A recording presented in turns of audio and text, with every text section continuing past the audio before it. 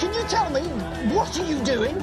You'll get yourself killed. Uh-oh, who's that? What's up, everybody? Welcome back to another video. And today, we're gonna be having a little giggle talking about the Giggle. Okay, I'll stop. Doctor Who's 60th anniversary is still going strong. And it's about to come to an end with Doctor Who, The Giggle, releasing this Saturday? Already? Time has gone by too fast, man. But anyway, I think it's time I finally talk about it because it's the talk of the town. Or at least I think it is. I can finally get back to my regular content on the channel now. So I thought I may as well give this topic a visit. Or should I say, revisit. Yes, long-time watchers of the channel may remember that a couple months ago I made a video that was similar to this, but I think just in time for the Giggle, it is my responsibility to do an update on it. And yes, the cat is now out of the bag. I'm talking about the Celestial Toymaker, now rebranded as simply the Toymaker, a villain from the past brought back to wreak havoc in the modern age. What exactly is he doing? Let's look at the trailer. Doctor, we meet again. The Time Lord and the Toymaker. One final game. It's time. The Time Lord and the Toymaker.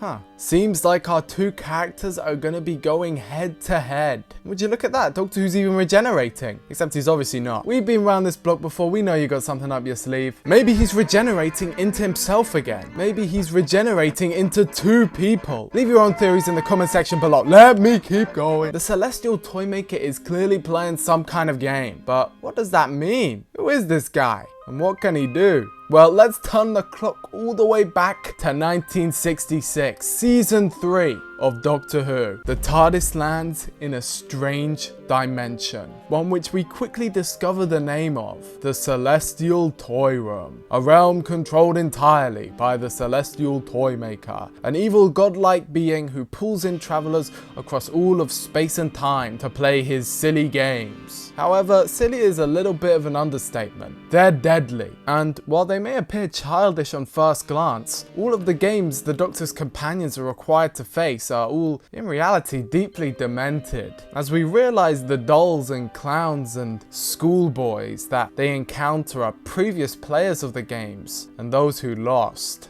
Turned into toys, puppeteered by the Toymaker. The Toymaker doesn't like to lose. All of the games are rigged in his favor, including the one he currently plays with the Doctor, the first Doctor, made invisible due to behind-the-scenes reasons. Poor William Hartnell wasn't feeling too swell. But anyway, they play the Trilogic game, something which took me way too long to figure out how it worked. As a kid watching the final episode on the Lost in Time DVD, I had no idea what was going on, but basically it's as simple as this. The Doctor uses his voice to move the pieces. He has to move all the pieces in a set amount of moves, or he will be trapped forever. He has to move an entire pyramid of pieces from A to C, one move at a time. You get it? Got it? Good. I don't know why I wasted time explaining that. But anyway, what ends up happening is that the Doctor tricks the game by imitating the Toymaker's voice to finish the game, destroying the Toymaker's reality and escaping at the last second.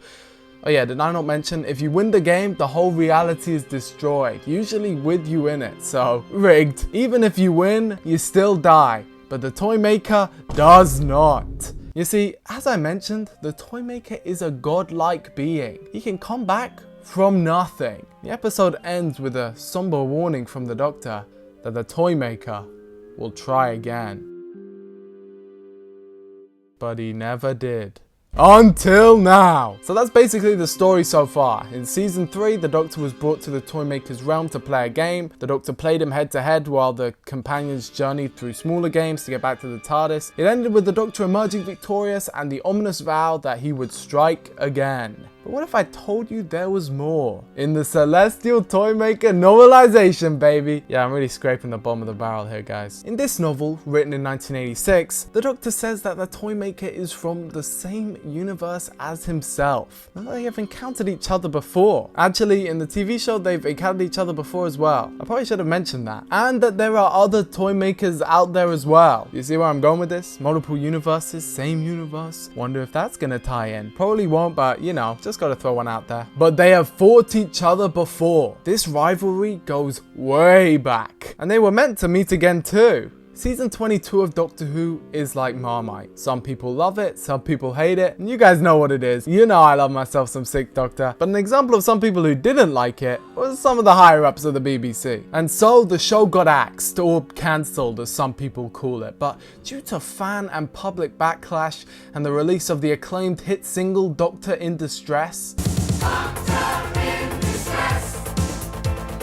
Let's all answer his SOS. Doctor in distress.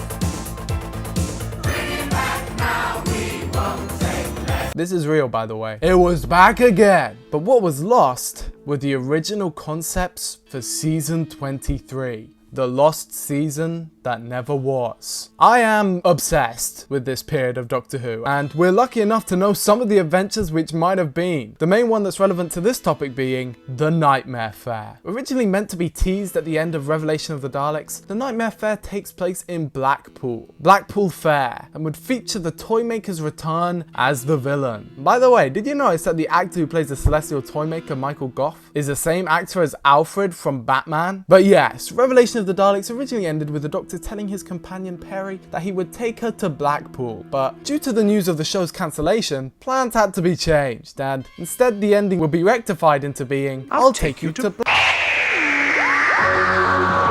Luckily for us, the lost episode was adapted, first into a book and later into an audio drama. And while it's not very likely that the Giggle will even reference it, let alone follow on from it, I'm still gonna talk about it. Let's go, guys. The TARDIS lands in Blackpool, 1986, right by the amusement park. They realize that they are trapped, and by the Celestial Toymaker. Dun dun dun. And he's trapped on Earth, and has been for quite a long time. His plan is to create arcade machines that will eventually trap everyone within his games.